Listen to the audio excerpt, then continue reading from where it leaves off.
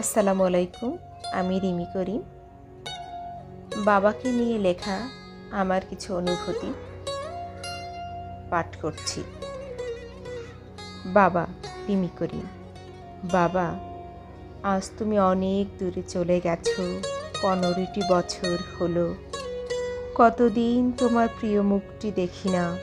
তোমার স্নেহ ভরা দুটি হাতের পরশ আমাকে স্পর্শ করে না। তোমার হাতটি ধরে কোথাও বেড়াতে যেতে পারি না। খেতে বসলে এখন তুমি আর ভাত মেখে দাও না। বাহিরে কোথাও গেলে গাড়ি করে পৌঁছে দাও না। পরীক্ষা আসলে মাথায় তেল মালিশ করে দাও না। পরীক্ষার হলে পৌঁছে দিয়ে সামনে অপেক্ষা করো না। আর কত বছর হলো তোমার হাত ধরে খেলার মাঠে যাই না। মা বেড়াতে গেলে মন খারাপ করলে তোমার মতো করে মাথায় হাত বুলে এখন আর কেউ আদর করে না, বুকে টেনে নেয় না।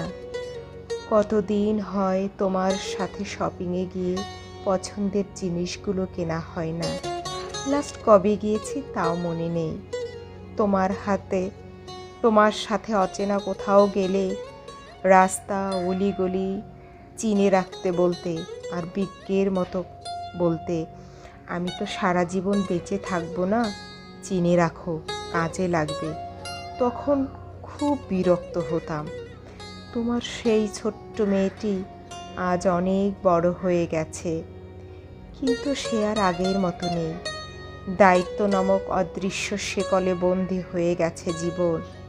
নেই আগের মতো চঞ্চলতা, মুক্ত পাখির মতো ডানা। তুমি কেন চলে গেলে বাবা?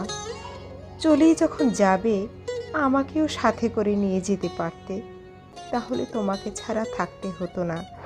এই স্মৃতিগুলো আর তাড়া করতে পারতো না।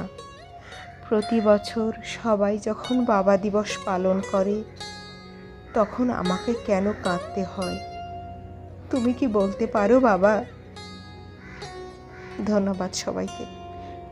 সবাই আমার বাবার জন্য দোয়া করবেন, তিনি যেন জান্নাতবাসী হন।